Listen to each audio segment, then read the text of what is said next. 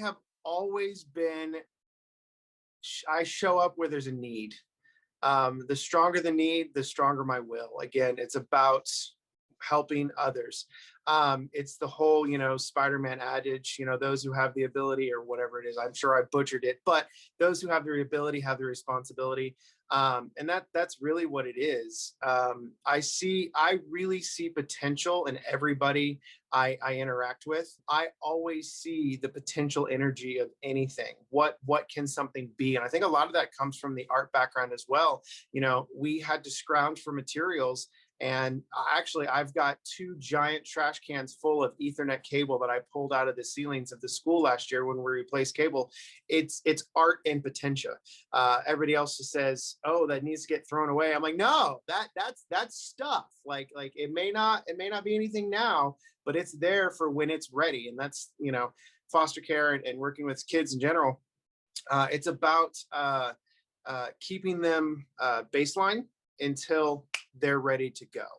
And for me, that's what it is sheltering and helping and being there so that they are able to stand on their own 2 feet when the time comes and when they're ready.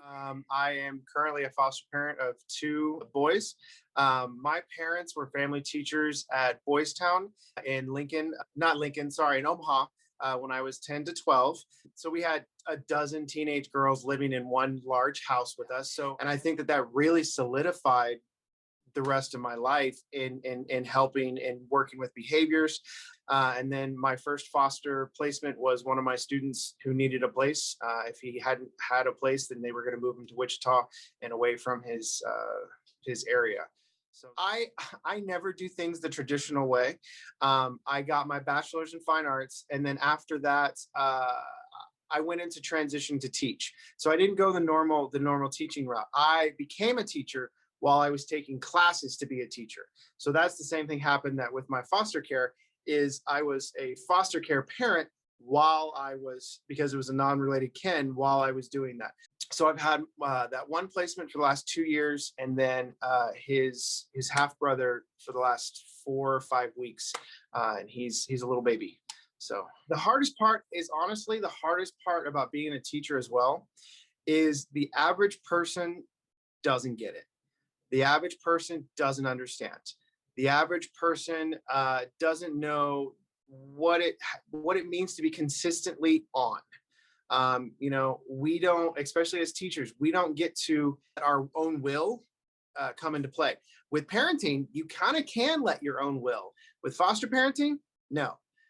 You cannot express your own will at times because there's the reintegration and the child and other agencies, and yes, you are a kind of a parentis in loci, I think is a parentis in loci, but you can't express your entire will.